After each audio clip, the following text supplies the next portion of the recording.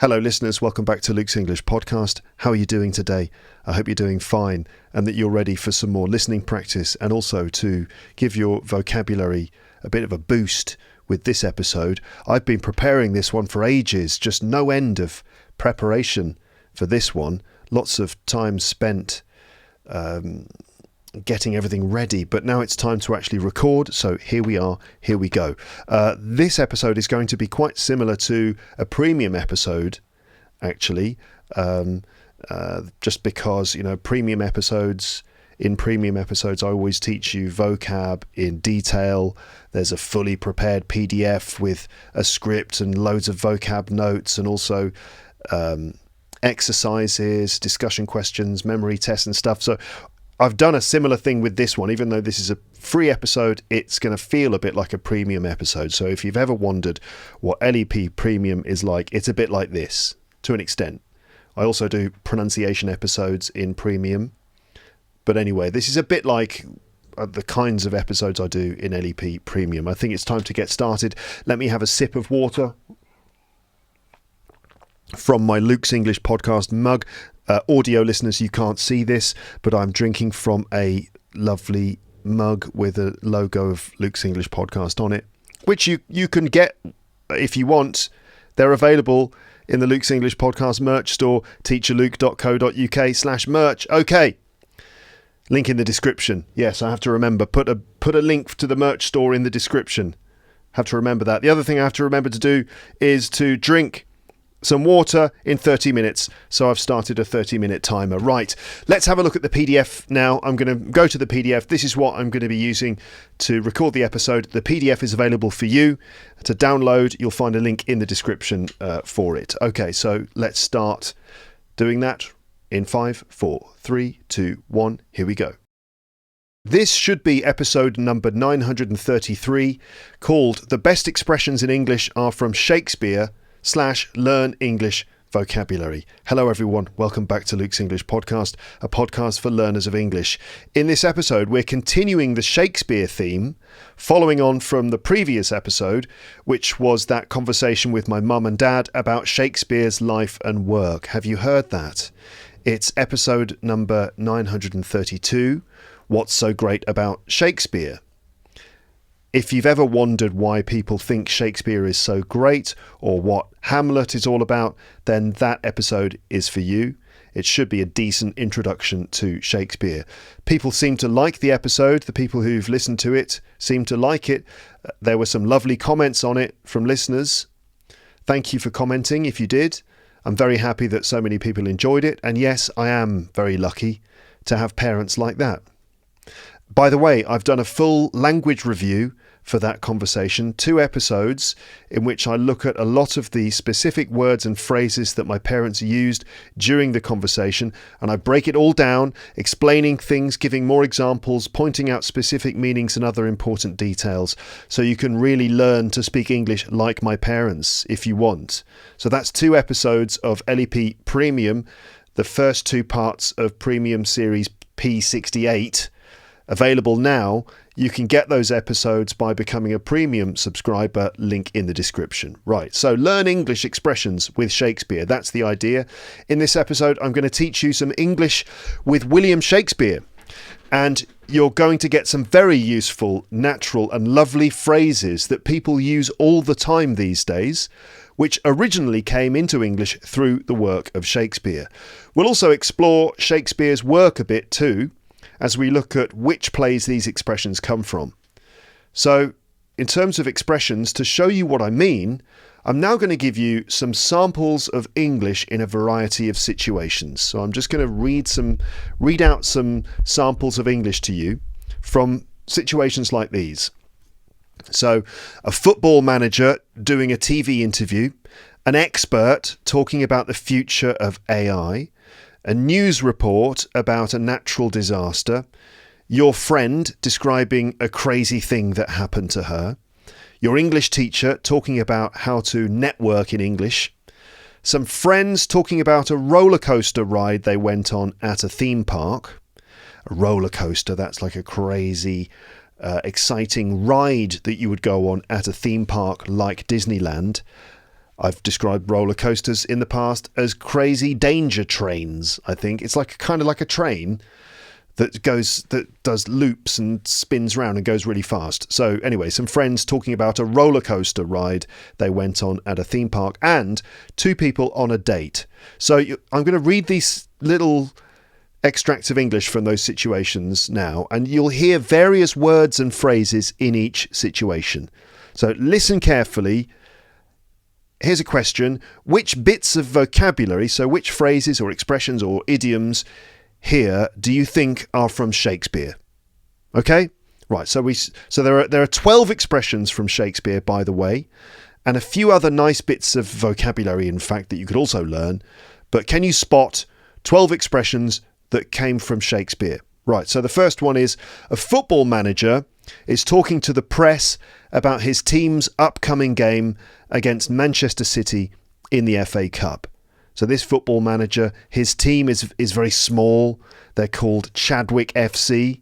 You've probably never heard of them because they don't exist, because I just made them up. So Chadwick FC, and it's a very small team, and so they are definitely the underdog team, right? Meaning that they're the smaller team who nobody expects to win. It's them, this tiny little team, Chadwick FC, versus the giant Manchester City. So Dave Smith is the manager of Chadwick FC, and he's being interviewed on a sports programme. So the interviewer says, "So Dave Smith, manager of Chadwick FC, big game next week, FA Cup semi-final. You're up against the great Manchester City. This is a tall order for Chadwick, isn't it?" And Dave says, "Well, a lot of people are talking about this game like we don't stand a chance. But this is the FA Cup. Surprises happen. Upsets happen. All I can say is that we'll give it our all. We'll bring the game to them and fight fire with fire.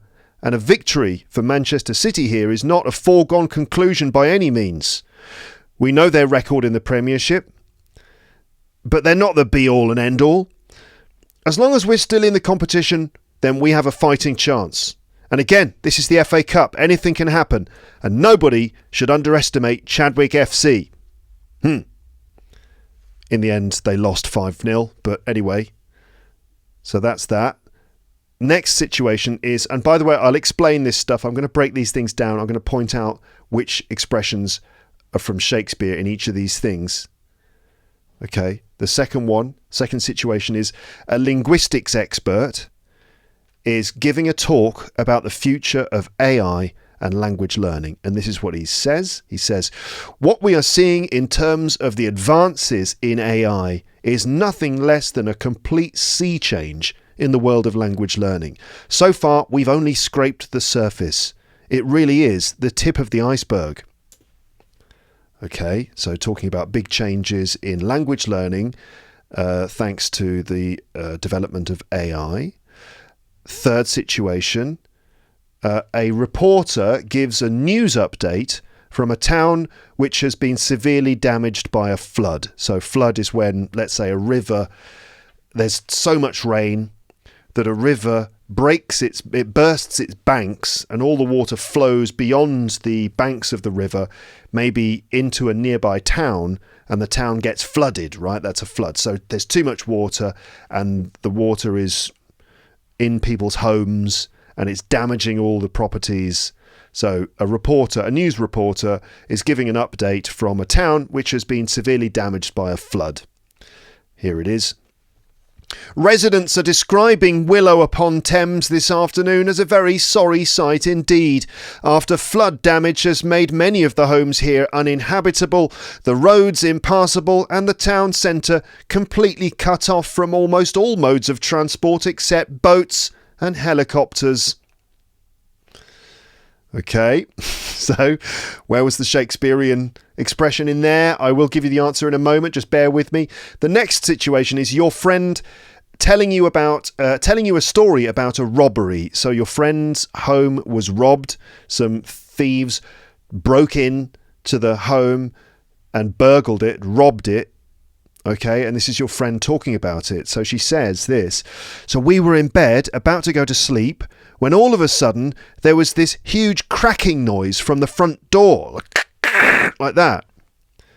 And then she continues. But as luck would have it, Jeremy had just installed an alarm, like literally a couple of days before, but hadn't put up the stickers on the door so it wasn't obvious.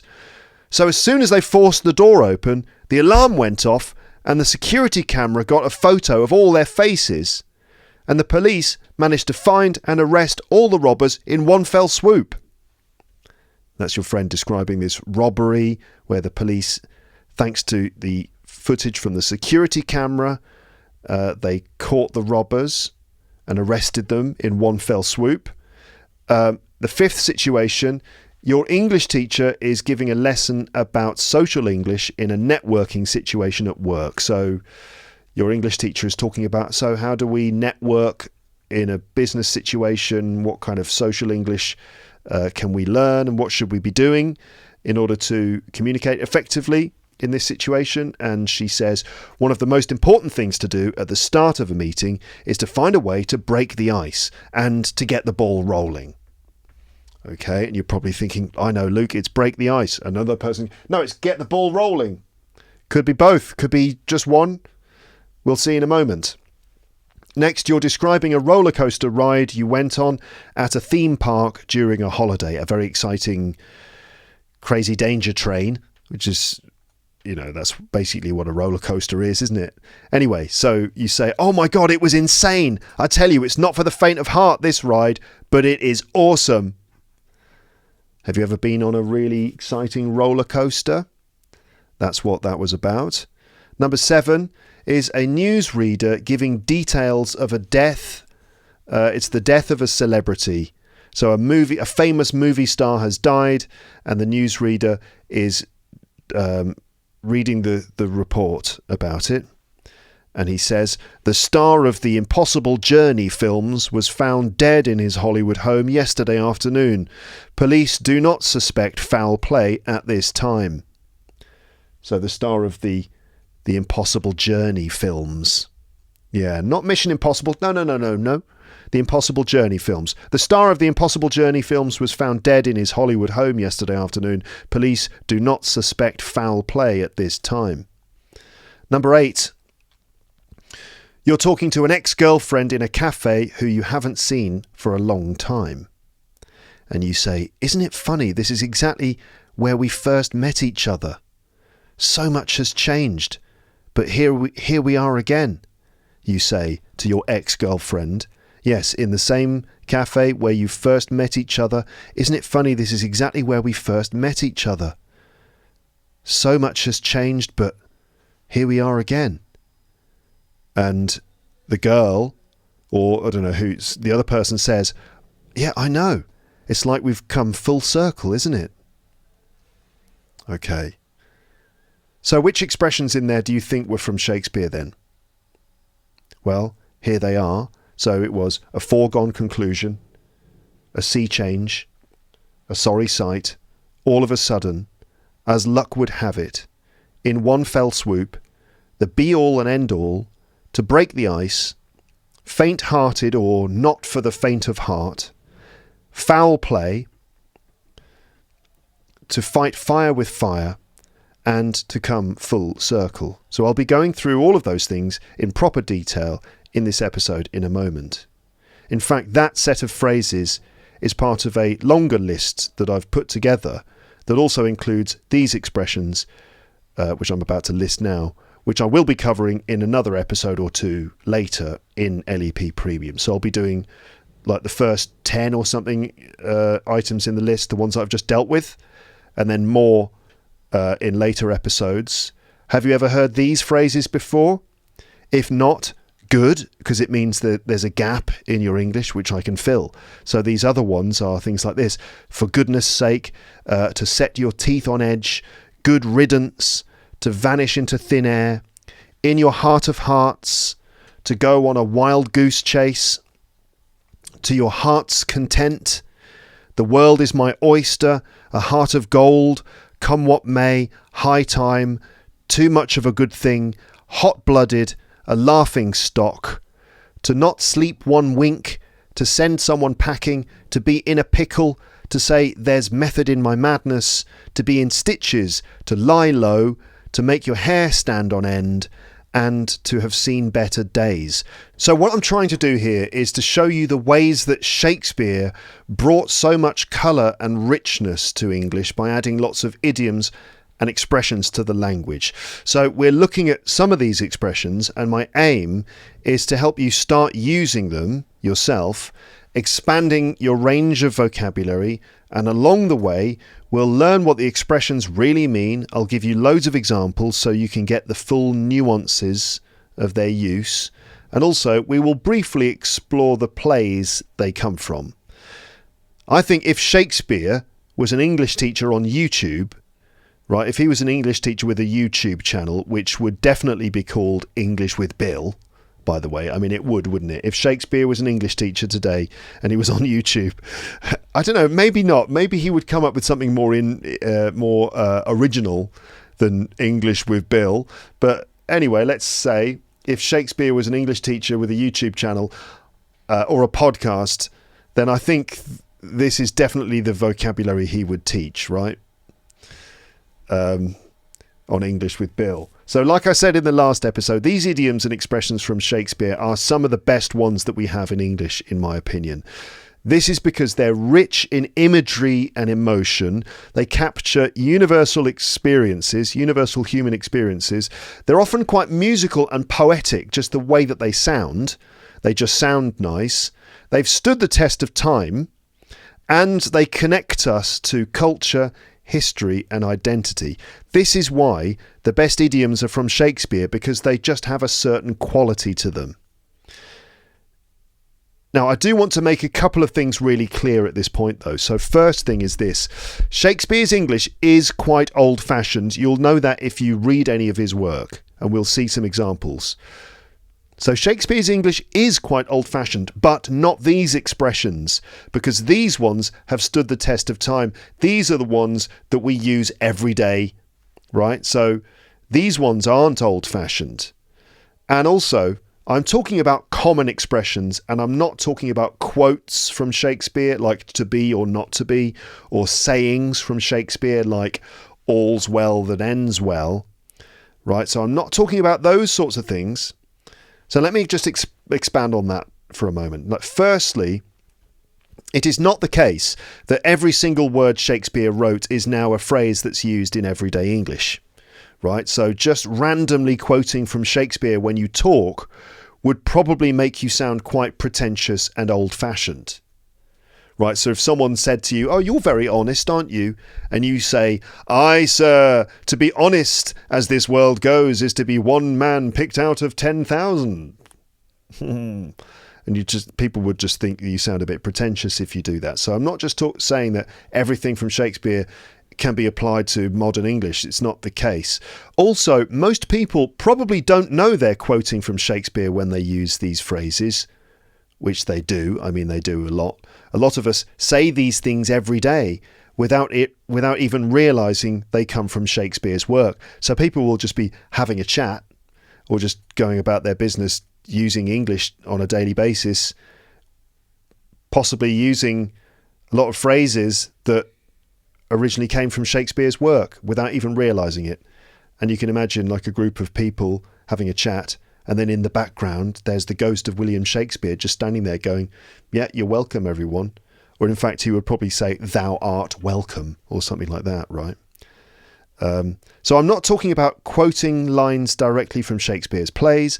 I'm just talking about those specific phrases that are part of our common language today. And the other distinction I want to make is that I'm not talking about the sayings that we have which come from Shakespeare. These are specific lines or quotes which we repeat in order to convey some piece of wisdom or universal knowledge, like, "Well, you know, it's as they say, all the world's a stage," or, "Well, all's well that ends well, I suppose," or, "Well, like the saying goes, all that glisters is not gold," although most of the time people say, "All that glitters is not gold." So I'm not talking about those things, those sorts of quotes that represent wisdom of Shakespeare. Now, there is definitely loads of wisdom in Shakespeare, and quotes like these reflect that. But still, this episode is not about sayings which reflect the wisdom of Shakespeare. I'll say it again. What we're looking at is short phrases or idioms which we still use as part of our normal everyday communication, which very neatly express certain ideas or concepts which have a certain depth or quality to them, and which most people probably don't even realise were introduced by Shakespeare. So let's have a look at some of these expressions, where they came from, so which play, which scene, what they mean, and plenty of examples. You can download the PDF for this episode free. It contains all the notes I'm reading from and a full transcript. There will also be some memory exercises, a vocab quiz, and a list of discussion questions for speaking practice. You'll find a link in the description. As I've said, I have a list of more than 30 expressions here, which is too many for one single episode. So I'll go through about 10 of them here, I think, or at least I'll go for about an hour, and we'll see how many we can cover. And then I'll deal with the rest in some other episodes, which I'll publish in the premium version of my podcast. If you want to get those other episodes too, plus the rest of this Learn English with Shakespeare series, including the language review episodes that I talked about, sign up for LEP Premium, teacherluke.co.uk/premium. Right, so that is where I publish regular extra episodes every month, and it's not just bonus content. It includes fully crafted lessons on vocabulary, grammar and pronunciation with PDF worksheets and video versions. Over 200 episodes in the archive now, plus new ones every month. Link in the description. There you go. Right, so the first expression then is a foregone conclusion. A foregone conclusion. So let's imagine a situation where you can imagine maybe a competition, right? There's going to be a competition. Let's say it's a sporting competition. Let's say it's a rock climbing competition, and you've got two people doing a competitive climb. They're racing up a wall, and you're thinking, who's going to win? Now, you might say that the result of the competition is not a foregone conclusion. It's not a foregone conclusion. Now, the reason that you would say that is because it's not obvious who's going to win. So the result of this climbing competition was not a foregone conclusion because the climbers had very similar skill levels, and so we had no idea who the winner would be. Right? It was not a foregone conclusion. So some more example sentences.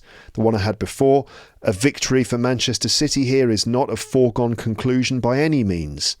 That was Dave Smith, the Chadwick FC manager. Another example, in a legal context, the jury's decision, the jury in a court case, the jury's decision was a foregone conclusion after the overwhelming evidence presented in court. So the evidence was so overwhelming. I mean, the evidence presented, let's say, evidence to prove that the defendant murdered someone. Right, the evidence presented by the lawyer was overwhelming. There was too much of it, and it was just too convincing.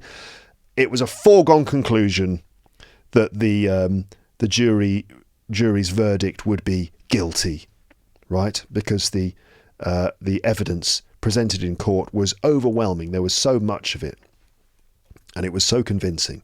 Another example, we knew exactly what the jury would decide. It was obvious. The evidence that the defendant was guilty was overwhelming. It was a foregone conclusion. Yeah. The verdict was a foregone conclusion. Okay. So, the definition then, unless you've already worked it out, because this is the best way to learn vocabulary, is you get lots of examples and you look at the examples, look at the phrase in context, and you basically work it out, right? But anyway, here's a definition. So a foregone conclusion is an inevitable outcome or a predetermined outcome. An outcome is a thing that happens in the end. So when you know exactly what's going to happen because it's obvious or because it's been decided already somehow. This is particularly for things like contests, matches, elections, decisions by a court, or anything else that can be predicted in some way. If it seems obvious what's going to happen, it's a foregone conclusion, as if we've already decided what will happen. It's not that we've planned for it to happen, but it's just obvious that will be what happens, right? In terms of the origin of this, it's from Othello, Act 3, Scene 3. The quote is, "But this denoted a foregone conclusion." So in the play Othello, I don't know if you're aware of it, but in the play, the character Othello is deceived by Iago. So Iago is lying to Othello, and as a result, Othello believes that his wife or girlfriend, Desdemona, has been unfaithful. So Othello believes that Desdemona has been cheating on him or been unfaithful with someone else, right? So when Iago suggests that Cassio, this other guy, not the watch, it's nothing to do with watches, when Iago suggests that Cassio has been seen with Desdemona's handkerchief, so Iago says to Othello, "Oh yeah, Cassio, I saw him with Desdemona's handkerchief, so When Iago says this, Othello declares it a foregone conclusion, meaning that he's already decided that she is guilty, even without proof. Well, it's a foregone conclusion then. So in terms of modern uses, it could be in politics, in sports, in personal life. For example, in politics, election outcomes in heavily one-sided regions, or where the election is obviously fixed. So you think of an election, in some cases, it's just obvious who's going to win, maybe because in certain places, a certain political party just always wins, because this part, maybe this area of the country or something, they always vote for one candidate or one party. So the result is always a foregone conclusion. Or we're talking about a situation where the election is fixed, meaning it's the result has been rigged, meaning that they're cheating, that they are fixing the outcome, fixing the votes, and there's foul play going on. There's another bit of Shakespearean English. There's cheating going on, and the results are being manipulated through corruption. So that would be, the result of the election, is a foregone conclusion, or the result seems to be a foregone conclusion. Or you might say it's not a foregone conclusion by any means, which is often how it's used in the negative, as if to say there's still a chance for. It's a way of saying anything can happen. Anything can happen. In sport, a team is so dominant that their victory seems inevitable. The result of the FA Cup match between Manchester City and Wycombe Wanderers seemed to be a foregone conclusion. But that was before one of the biggest surprises in FA Cup history took place this Saturday afternoon, which saw City plunge out of the cup in the second round, and Wanderers celebrate the biggest win in recent memory. So it seemed to be a foregone conclusion, because you thought Manchester City versus Wycombe Wanderers, well, obviously Man City are going to win, but in this case it went the other way. In personal life, maybe when someone assumes the worst in a relationship before knowing the full story. For example, what do you think? Is she cheating? Well, it's a foregone conclusion as far as I'm concerned. Okay, and some more examples. You might say, talking about a job. So a job is available and you're wondering who is going to get the job, or maybe someone, you were hoping to get a job in the company, but someone else got the job. Maybe like the son of the boss of the company was given the job, and you're like, well, and you'd say, given his connections, his promotion was a foregone conclusion. Given his connections, his promotion was a foregone conclusion. It's like, well, who's going to get the job? Well, it's a foregone conclusion, isn't it? Of course it's going to be him. He's the son of the boss. The outcome of the debate was a foregone conclusion. She had all the facts on her side. So you just witnessed a debate in a debating society, and you're waiting for the outcome. You're waiting for the judges or the audience to decide who won the debate. And you might think to yourself, well, it's a foregone conclusion. She clearly won the debate. Now, examples. We always want examples, and especially, when you're learning English and you come across phrases like this, you think to yourself, well, Luke, this is kind of new to me. I've never come across this phrase before. I've noticed this in students, right? So I'll be teaching a class and I'll teach a piece of English, maybe a bit of vocabulary, and the students in the class have never heard or encountered that expression before, and their reaction is to kind of go, I've never heard this one before. No, I don't trust it. No thanks, not today. Because they'd never heard the expression before, they somehow feel distrustful and unwilling to then learn it, which you kind of think, well, wait a minute, this is the whole point, isn't it? That you've come here to learn English from me, and yeah, you should be looking for the language that you've never heard before. It's just an interesting thing about human psychology. But I've noticed it lots and lots of times, and it might happen with you, right? It might be something that happens with you when you come across new bits of language, especially when they are being taught to you by someone. You might kind of think, no, I'm not so sure. Nah, you're all right. I think I'll just leave it, thanks. It's very tempting to do that, but the whole point here is that we're trying to help you broaden your range of vocabulary. But there's something interesting about that. I'd love to explore that phenomenon a bit more, that psychological phenomenon of like, well, something unknown, therefore I'll just ignore it. I'll survive without it. Instead of kind of taking that step outside your comfort zone and kind of going, well, I'm not too sure about this, but yeah, okay, all right, I'll try and use it. I'll see. I think it's always really important to try and look for real world examples of the vocab being used, and then you start to be convinced. You start to think, oh, okay, all right, oh, wait a minute, everyone is using this. It's not just this mad English teacher who for some reason has taken it upon himself to try and persuade me to use this phrase for some nefarious purpose.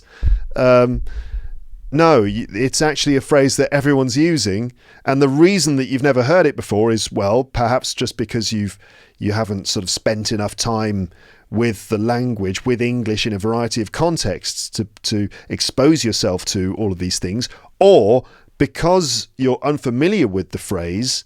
When you hear it, you filter it out. And what I mean by that is that when we're operating in a second language, especially when we are listening, because listening it's like the ephemeral form of English, isn't it? It's very impermanent. I mean, the words exist in the ether. You hear them, but as soon as they've been spoken, they're gone. It's not like when you're reading, the words are right there in permanent print in front of your very eyes. And after you've read the line, you can go back and, oh, look, the word is still there. It's a lot more permanent and a lot more tangible. The spoken form of English is very intangible and ephemeral, meaning that, yeah, those words and phrases, as soon as they've been spoken, they kind of disappear. And as a result of that, when someone is talking to you or when you're listening to something, a film or a TED talk or whatever it is, and these bits of language pass you by, what you're doing when you're listening is normally you're trying to understand the bits that you understand, right? Maybe you understand 70, 80% of what you're listening to, and it's the bits that you understand. Maybe it's less. It could be at times it drops down to even 25%, 30%. You're just like, I think I get the general idea from the words that I'm understanding, but there are holes, there are gaps here in what I can actually identify.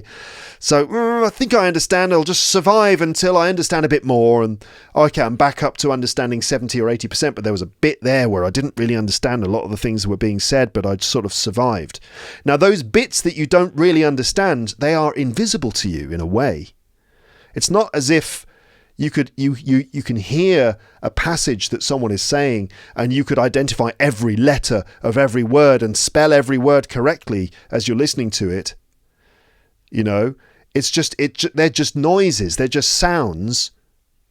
What I'm trying to say is that when you don't know a word or phrase, you don't really hear it either, right? Because you're not used to encountering it as a specific item of vocabulary, and it's just a noise to you until you've noticed it, kind of grabbed it, checked it, identified that it's a foregone conclusion, that's 3 words, a foregone conclusion, 6 syllables, and you see it written down, foregone, like F-O-R-G-O-N-E, a foregone conclusion. Right, okay. This is a thing. So this is a thing. And when you know it's a thing, in the future, you are much, much more likely to notice it again. In fact, if it's in your mind and you're doing enough listening or reading, you'll suddenly start to notice the word more and more. I've talked about this on the podcast previously. I talked with Amber about this a few years ago. There was a famous example of the word, it was Hobson's choice and gaslighting as well. We sort of discovered these words, or we talked about these words. The other one was the burlap sack from one of the mystery stories. Amber and I talked about these words and phrases, and then we went off and lived our lives, and we noticed that we kept coming across these words and phrases again and again and again. And we would text each other, I found another burlap sack, or gaslighting again. It's that when you make yourself aware of certain phrases, then you start to notice them more and more and more. Okay, so what I'm saying is that, learning new vocabulary is a quite a diverse process. Part of it is accepting that new language is something that you have to kind of go out of your comfort zone to start using. But to make that process easier, you have to look for real world examples of it. And the more you notice it being used in the real world, the more you can, first of all, convince yourself, okay, this is a commonly used expression. And secondly, you start to notice the typical situations in which it's used, the sort of contexts in which it's used. And also you start to notice the grammatical way in which it's used as well. For example, we say it's not a foregone conclusion. The result of this thing is not a foregone conclusion. And remember, this is from Shakespeare, so this does sound great. You know, it sounds impressive to say, well, the result is not a foregone conclusion. You're talking about politics, you're talking about an election. What do you think's going to happen? Well, it's not a foregone conclusion by any means. 10 points to you for doing that. Now, a way that you can search for real-world examples of phrases is to use Youglish, which you might well be aware of already. It's a great website.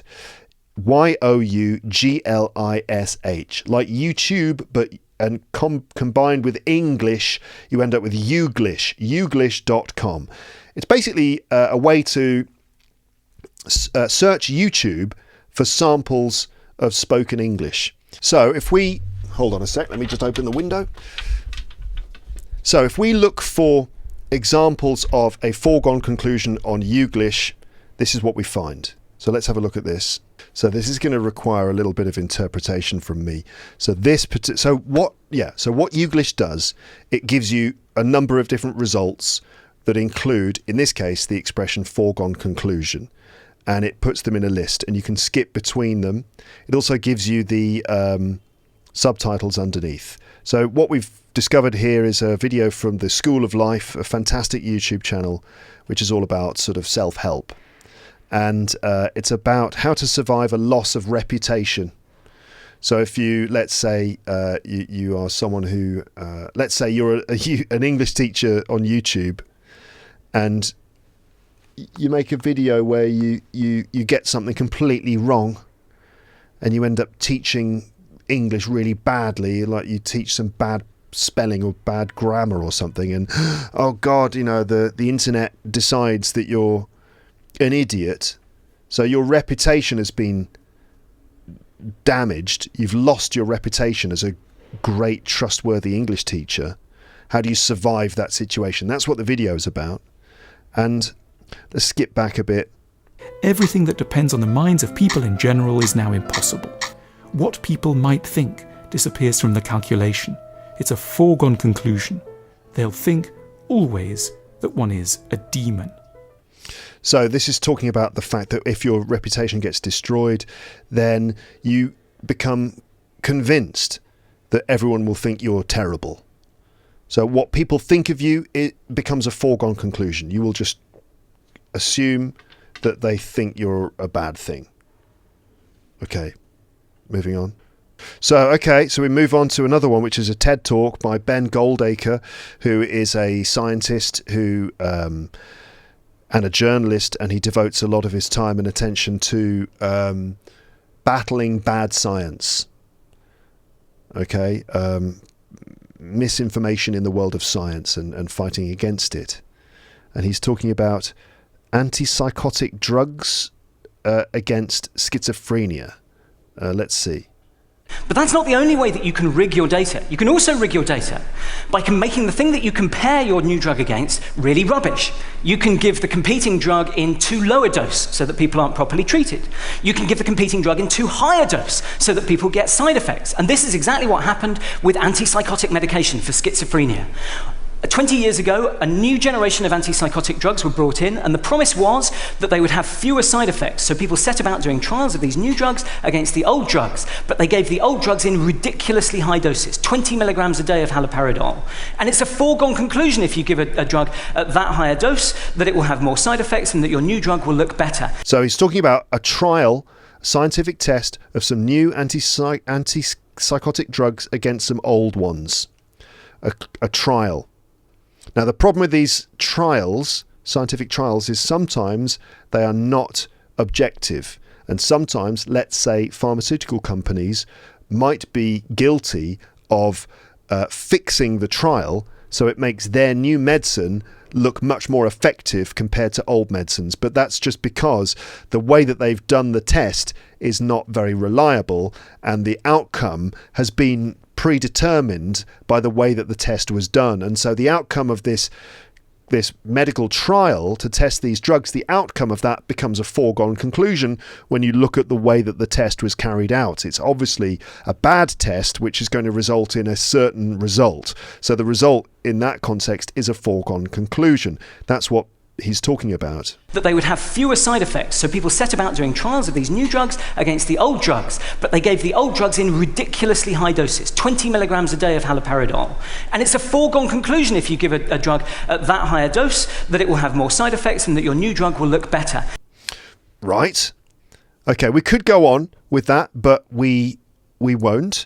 But there are more and more examples of a foregone conclusion. You can have a lot of fun with Youglish. Another thing that's interesting about it is that you can hear people just using the expressions without really thinking about it. You know, I mean, I'm thinking about it because I'm introducing them to you intentionally to help you learn them. But here you can just notice people just using them naturally. So you can actually hear how people pronounce these things. Right, the result is a foregone conclusion. A foregone conclusion. A foregone conclusion. Foregone conclusion. So that's the first and fourth syllables across the phrase. Okay, that's the sort of thing you should be looking for. Oh my goodness, we've been going for how long? And I'm still on the first item of vocab. Anyway, discussion questions. So can you think of a recent election that was a foregone conclusion? How about the result of a sports match? And with these discussion questions, the idea is that you just practice your speaking, give your answers to the questions, and try to use the target vocab in your answer. So you'd say, well, the result of the election in Fredonia was a foregone conclusion, mainly because the president of Fredonia always wins the election, because there's only one party, because the president had all of the members of the opposition parties thrown in jail or killed. So, of course, whenever there's one of these fake elections, it's always a foregone conclusion that the president of the Freedom Party is going to win. You know, it's disgusting, isn't it? How about the result of a sports match? Well, I don't know. England versus who? Argentina. Well, it's obviously a foregone conclusion that England are going to win the game. Oh, I'm just really annoyed about, well, the entire planet, because of course that's not what would happen. Of course, Argentina are usually going to beat England, I would say.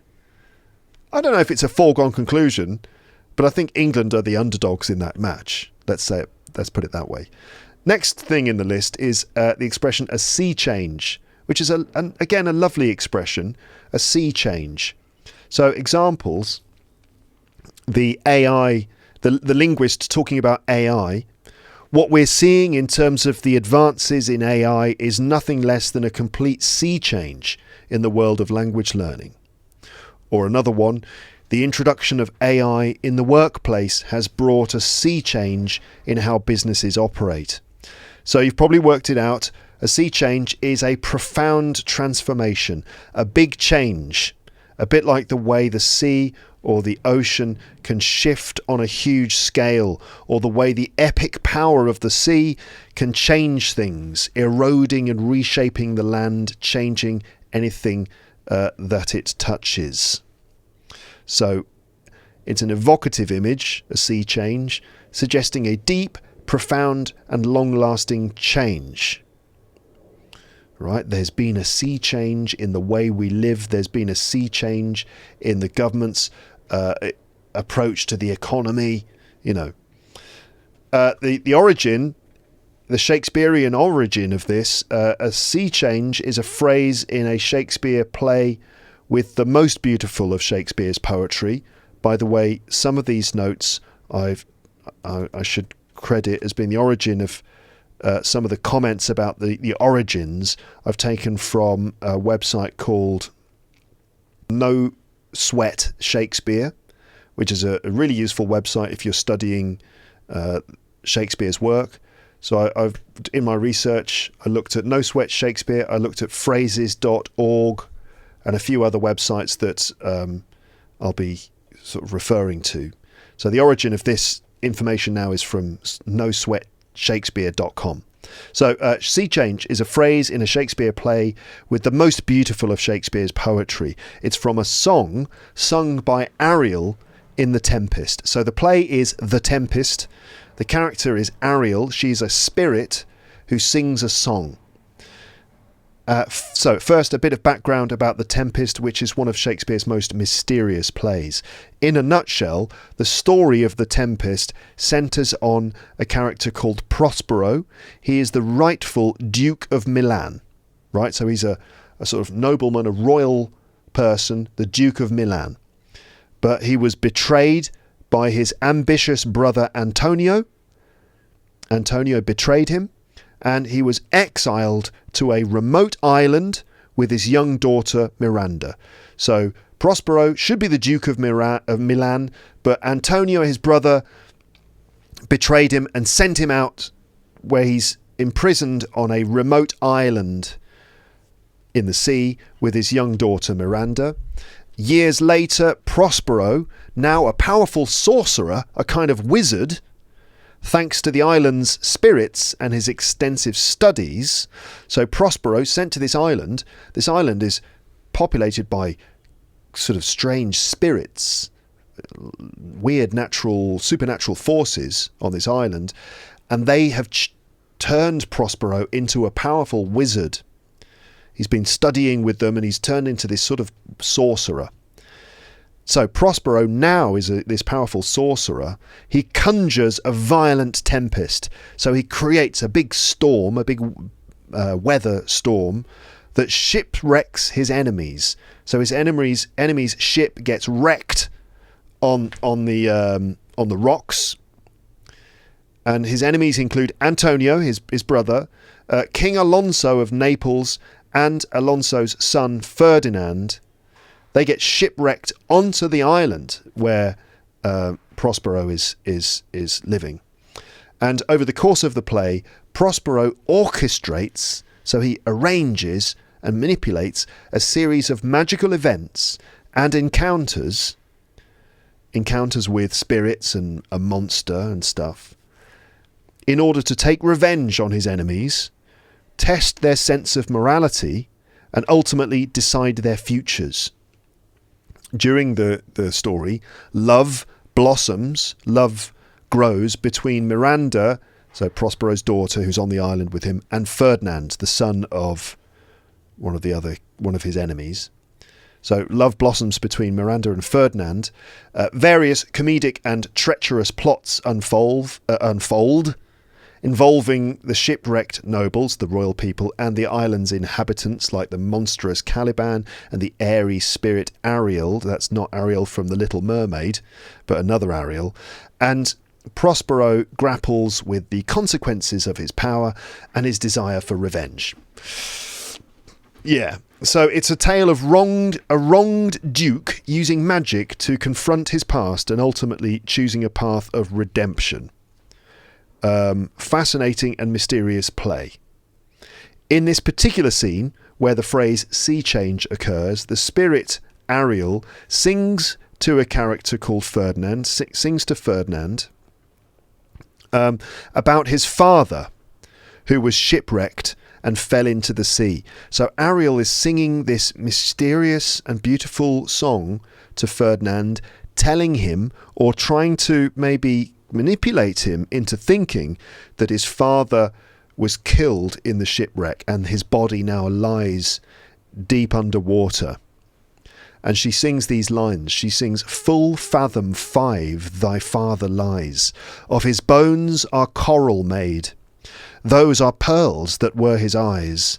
Nothing of him that doth fade, but doth suffer a sea change into something rich and strange.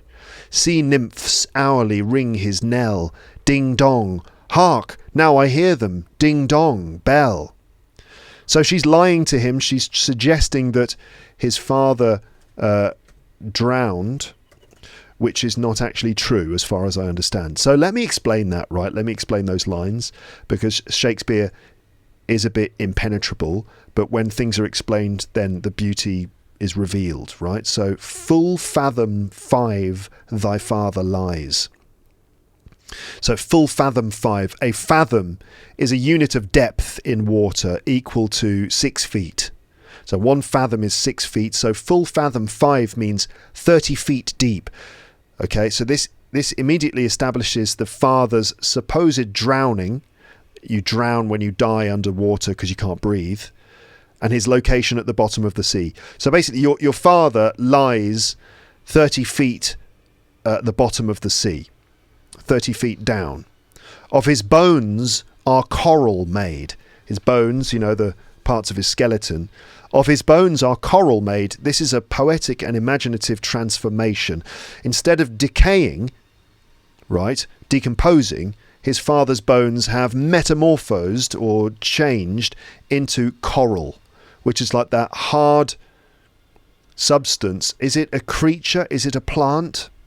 Coral, which grows underwater, right? You get these huge coral reefs, like the Great Barrier Reef in Australia, where so many fish live and so on.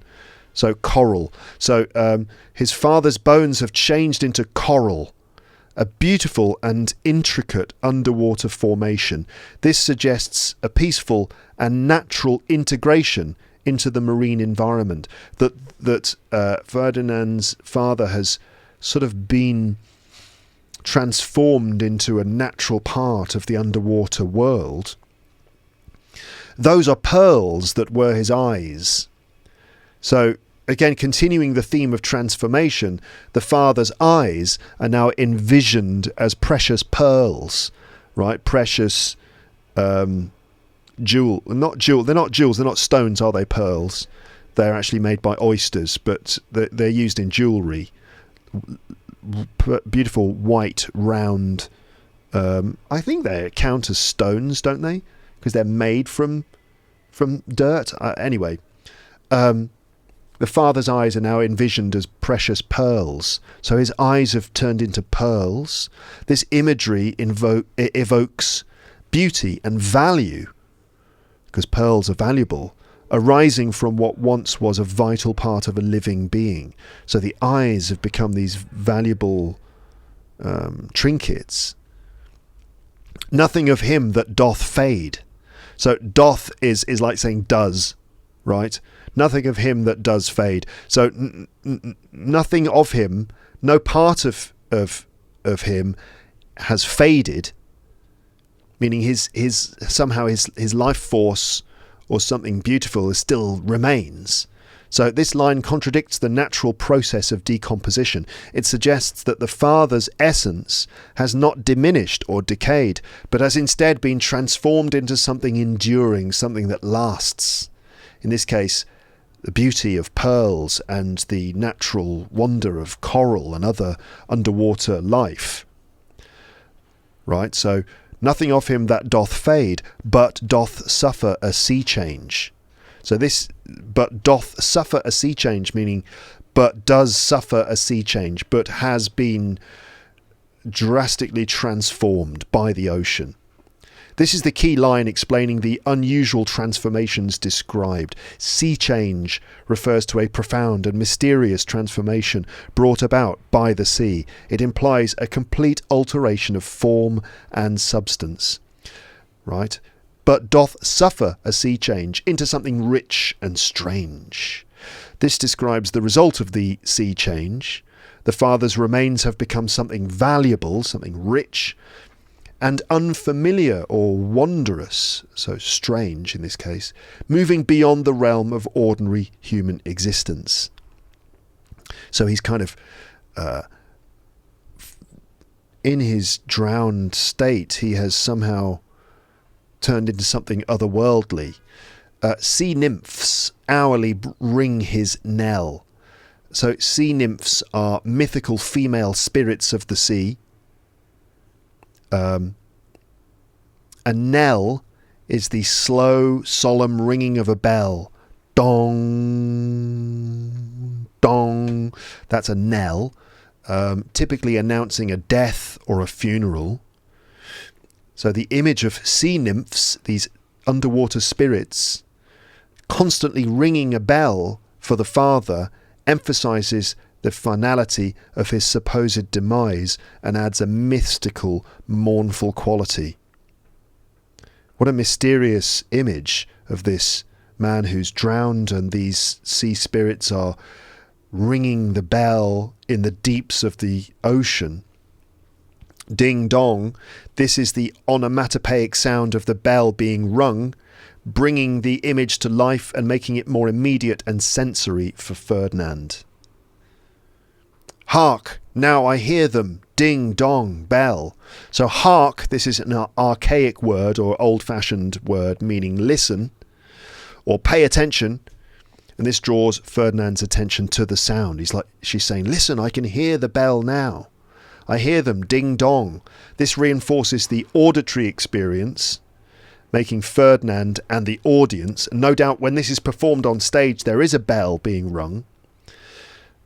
It sort of makes the audience and Ferdinand believe in the ongoing melancholic ringing of the sea nymph's bell, solidifying the illusion of his father's watery grave. So it's all part of this, this sort of deception where Ferdinand is being convinced that his father has died underwater. But an extraordinary, beautiful and mysterious passage, and the word sea change is at the heart of that, which, is very interesting when you realise this phrase gets used a lot. It really has stood the test of time since it was written, so many years ago, 500 years ago, nearly 500 years ago. And we're still using it today, and it's used in the newspapers and it's used in conversations and things like that. But this is the origin of it, and it's beautiful, isn't it?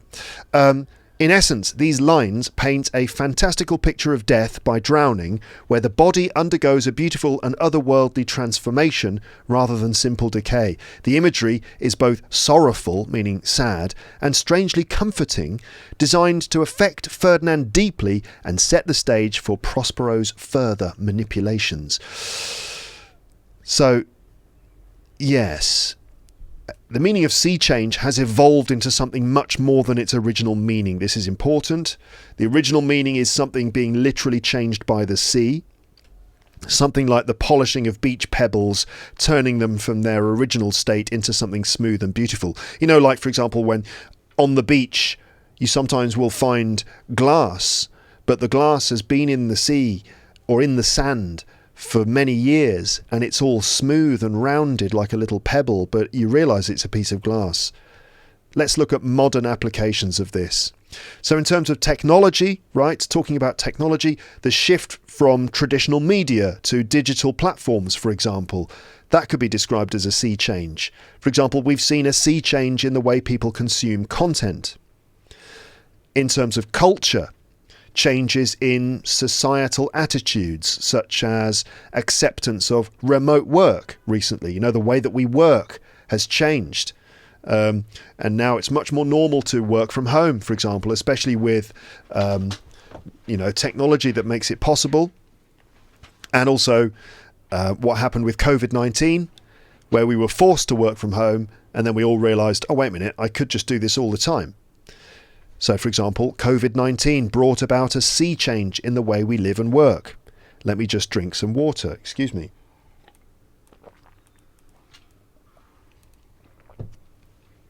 Or personal life. You can imagine a person, for example, undergoing a major lifestyle shift after a life event. For example, she's been through a bit of a sea change over the last couple of years. More examples. After travelling the world, she underwent a sea change in her perspective on life. Or the company's leadership saw a sea change after the merger, meaning after the company merged with another company, there was a sea change in the leadership, meaning a general change in the way the company was being led. We could look at Youglish again. Why not? This is Tim Berners-Lee,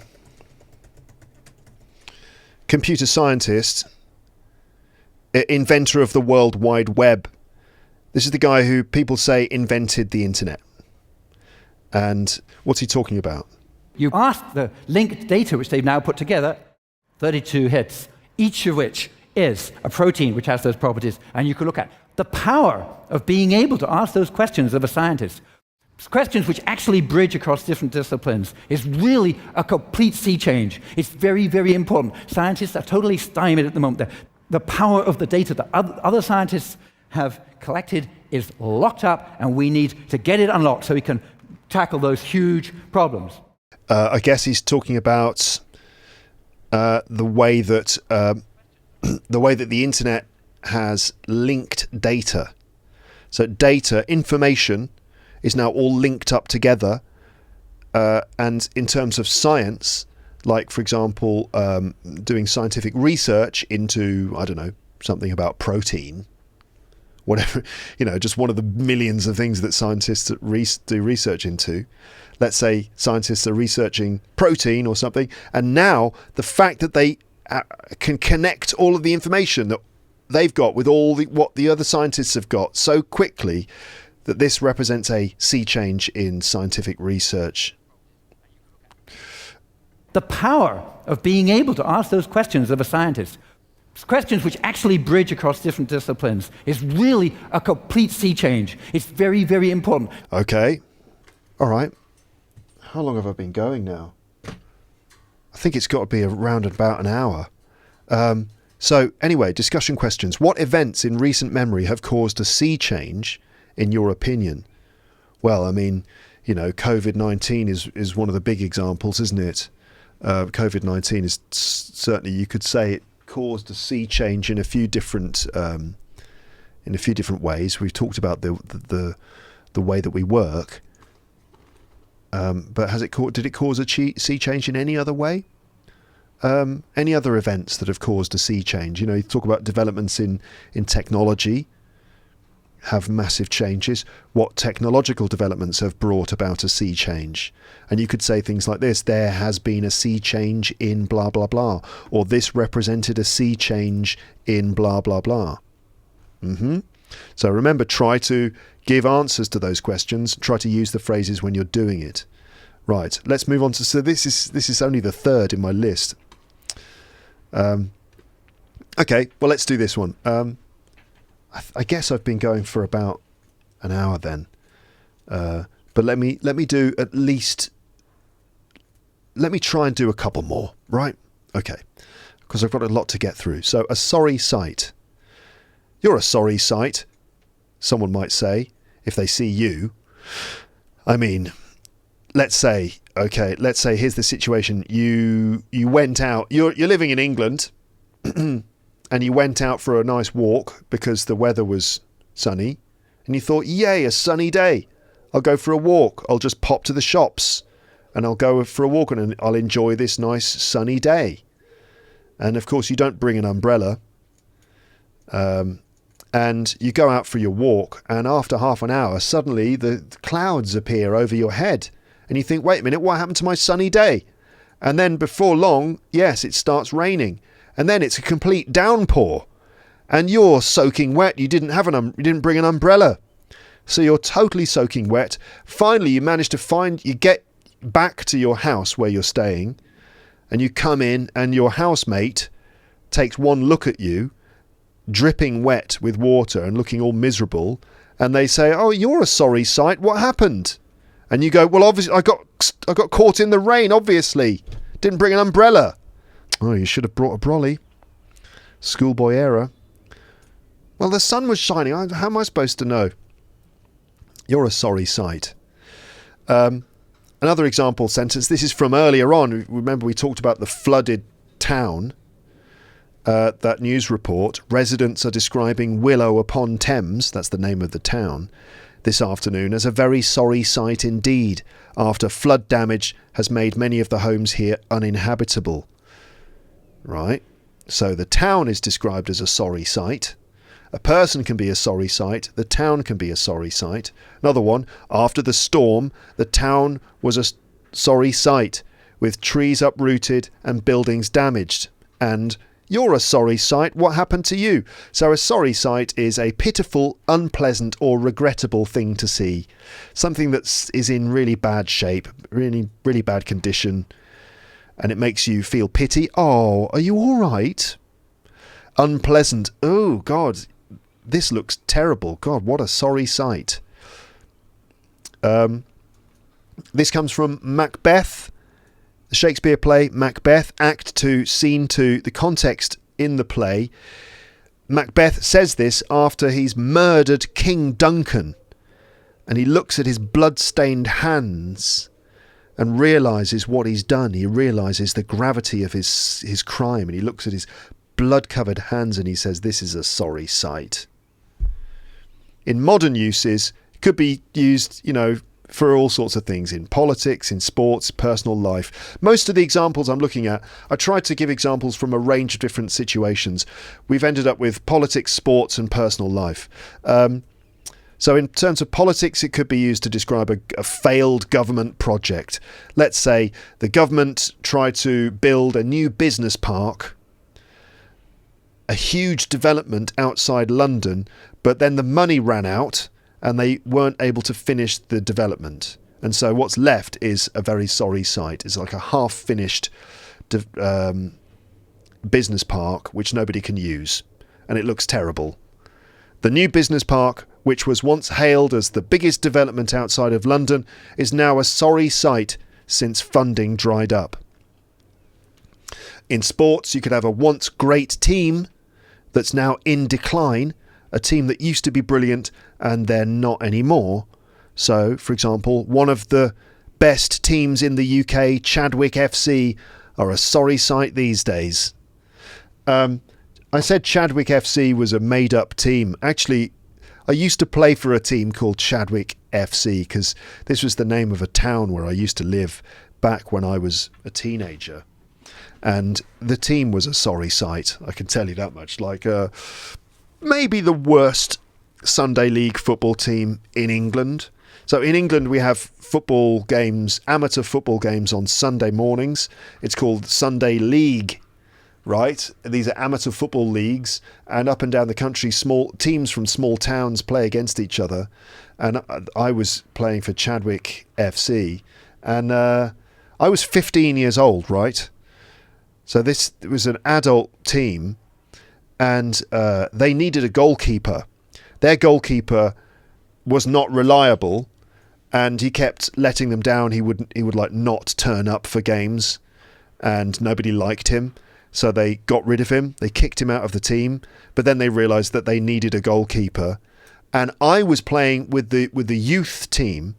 We used to do training together on Sunday mornings at the end of the field when the adults, the grown-ups, were playing their games. We would be with the kids playing at the end of the park.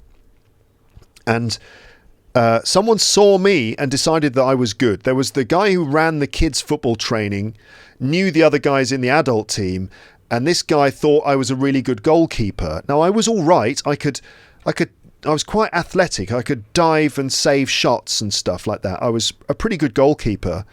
In fact, I had a nickname, which was The Barrier. They called me The Barrier. That was my nickname. But I was 15, and I wasn't that big. But they needed a goalkeeper, and so they got me to play in goal for them. So there I was, a 15-year-old goalkeeper for Chadwick FC. And yeah, we were a pitifully bad team. It was a sorry state of affairs. It really was. And we would lose games like 8-0. That was a typical score. So I would let in about 8 goals every game, playing on these freezing cold Sunday mornings on some terrible football pitch in some little town somewhere in the middle of England. And these football pitches that we played on were often in really bad condition. The pitch was a sorry sight. And often I'd be, because I'm standing in goal, because I'm the goalkeeper, often there would be a big kind of hole in the ground in front of the goal, and the hole would be full of water because it had rained that night, and mud and stones as well. Often the pitches had stones on them and stuff and all sorts of stuff. So I'd be like diving around in this stuff. I would let in about 8 goals each game, but I would still play the best game that any keeper had played. Do you know what I mean? So I'd play an amazing game, but I would still let in 8 goals, meaning that I would save so many more shots. But our team was so bad that the other team would get so many more shots on target that despite the fact that I'd saved 10, they would still score 8. And I wasn't good in the air. As a goalkeeper, you've got to be very strong and physical. When the ball comes over, you've got to leap up into the air above all the other guys and really sort of slam your body against them and grab the ball. Maybe kick some people in the back with your knee. Be a bit physical and brutal. I wasn't. I was quite sort of slim and sensitive, but quite able to dive and leap around and stop the ball. So yeah, we were a sorry sight. The pitch was a sorry sight, and normally I was a sorry sight at the end of a game, covered in mud, water, blood as well sometimes. So yeah, Chadwick FC, a real team in fact. So that's it for sport. And then for personal life, you could imagine like a place, like your home, right? A neglected home, like a place where some guy is living on his own and he doesn't clean up. His kitchen is a total mess. You go around to his house and you look at the kitchen and there's all the dirty plates and stuff and you go, this is a sorry sight, isn't it? Look at this. Ugh. Or a worker, someone you work with, is just spent all night working in the office, and you might say, God, you're a sorry sight. Or someone who's soaking wet from the rain, as I said before, you're a sorry sight. What happened? Or a place, gosh, this place is a sorry sight, isn't it? Like a very untidy room.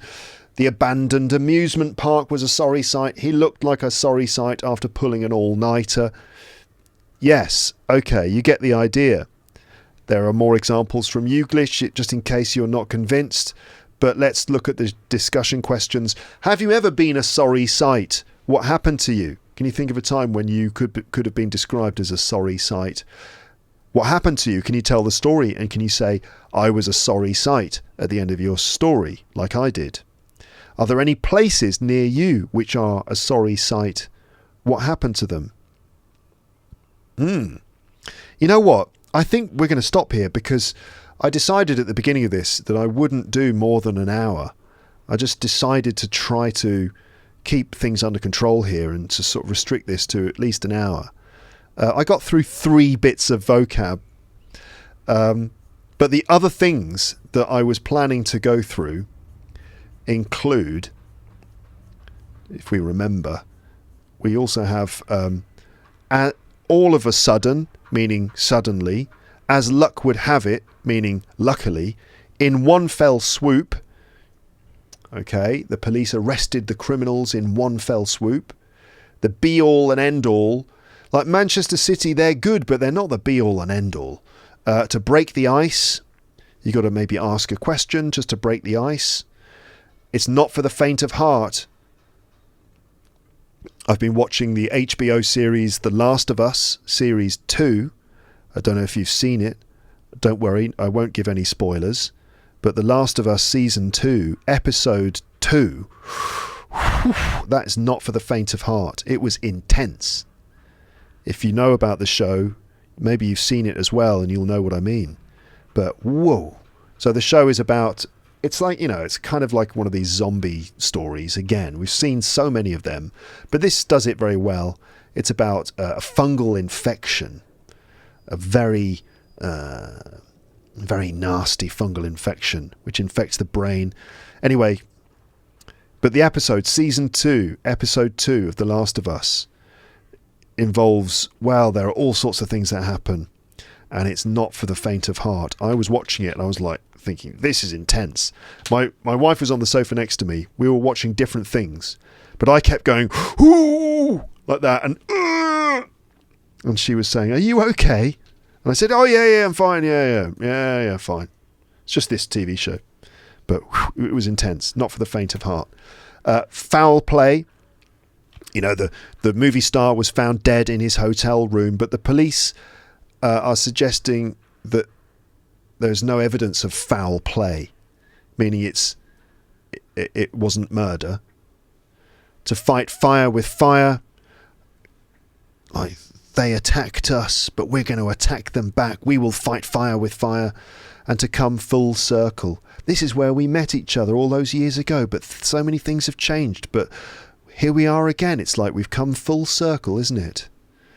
Okay, now I'm going to go through all those things, but I'm not going to go through them now because that's enough, I think, for this episode.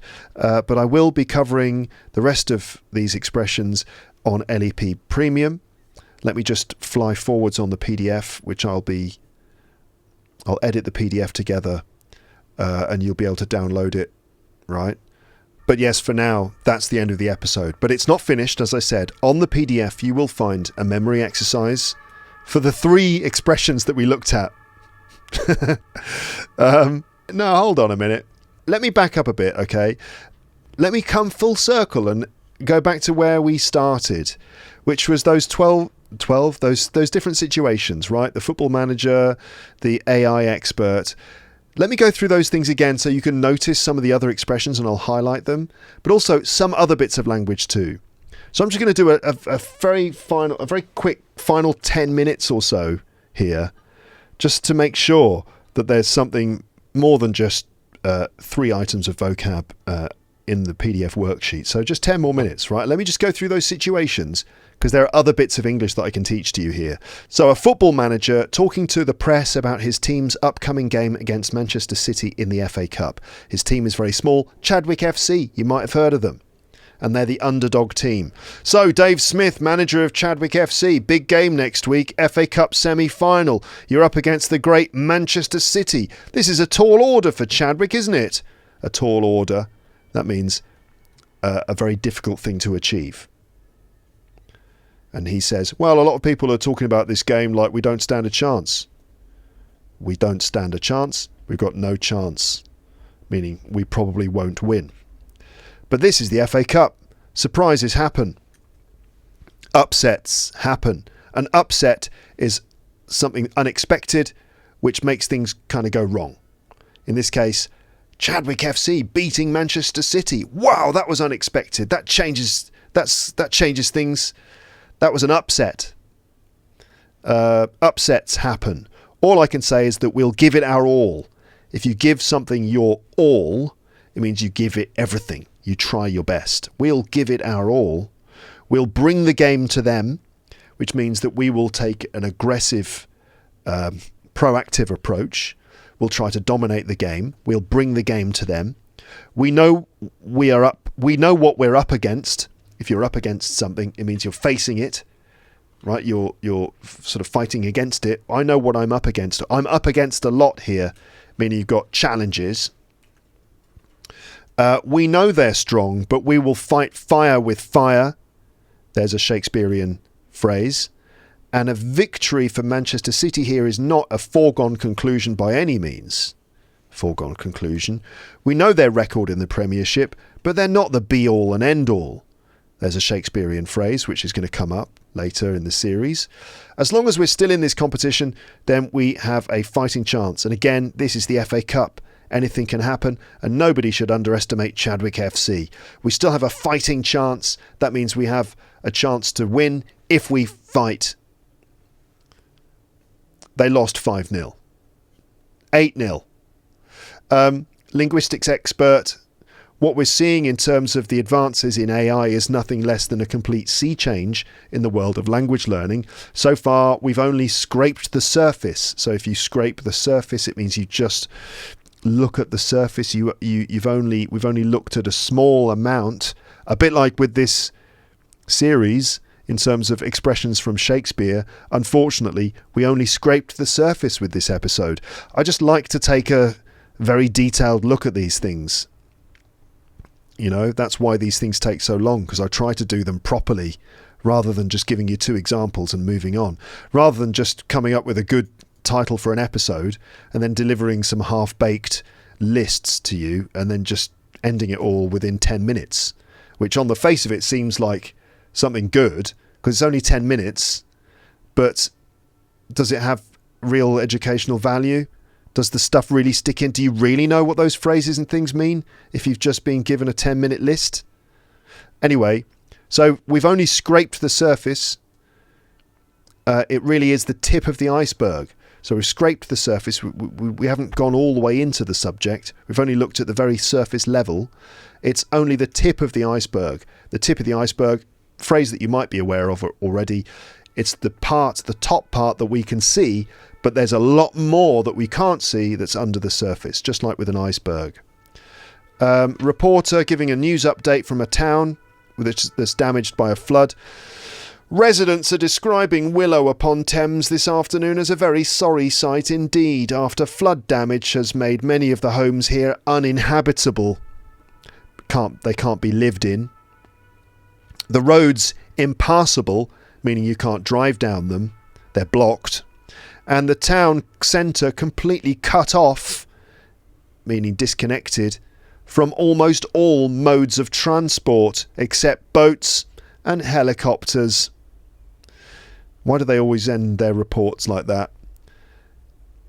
Leaving the town centre completely cut off from almost all modes of transport except boats and helicopters. This is Michael McMichael for the BBC. Modes of transport. You can say types of transport, forms of transport, or modes of transport, which is quite nice, isn't it? Your friend is telling you about a robbery. We were in bed, about to go to sleep, when all of a sudden, there's the Shakespearean phrase. It will come up later in the series. Available to premium subscribers. teacherluke.co.uk/premium. All of a sudden, there was this huge cracking noise from the front door as robbers broke in. And then they continued. But as luck would have it, there's a phrase that's going to come up in the series. Jeremy, this is presumably her boyfriend or husband, had just installed an alarm, like literally a couple of days before, but hadn't put up the stickers on the door, so it wasn't obvious. So if the stickers had been on the door, then they wouldn't have burgled the house, I suppose. So as soon as they forced the door open, the alarm went off. And yes, alarms go off, meaning they start ringing. Right? And the security camera got a photo of all their faces.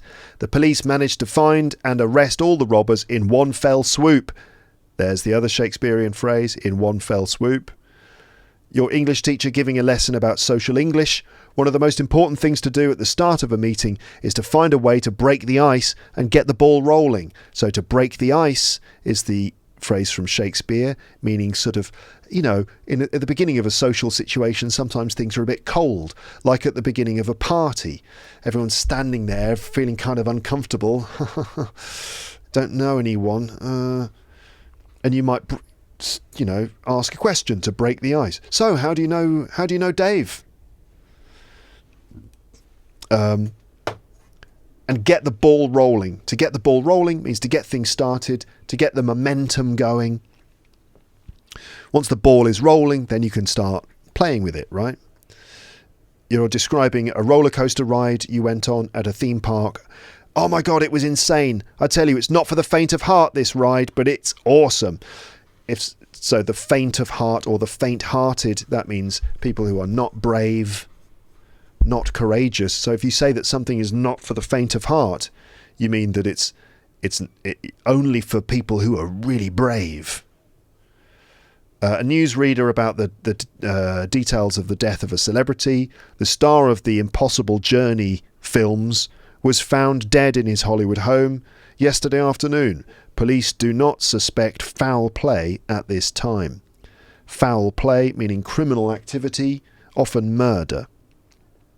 The opposite of fair play.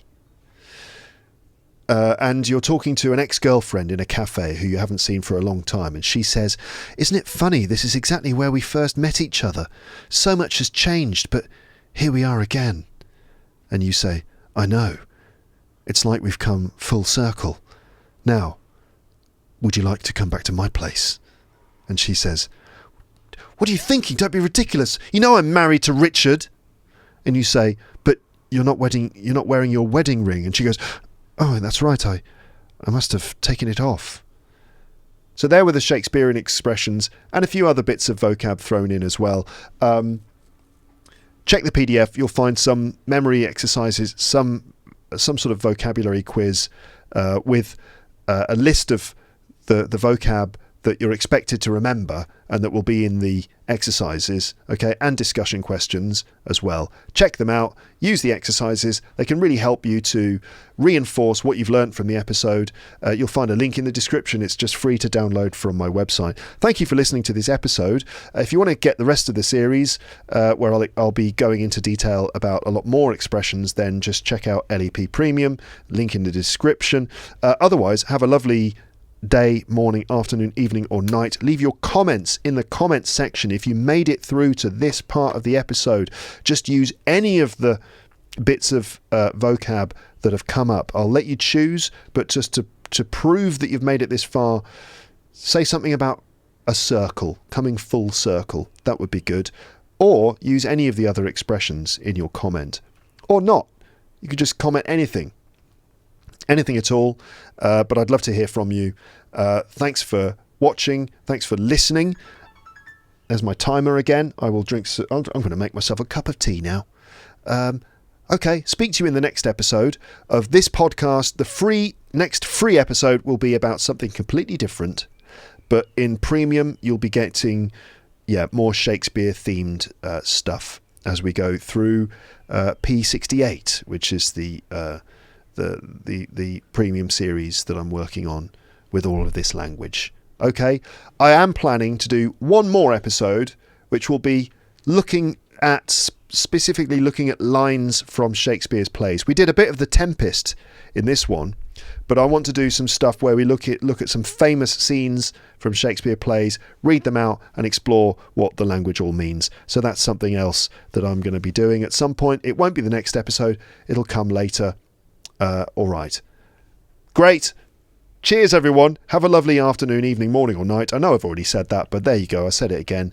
Until next time, I will just say goodbye. Bye. Bye.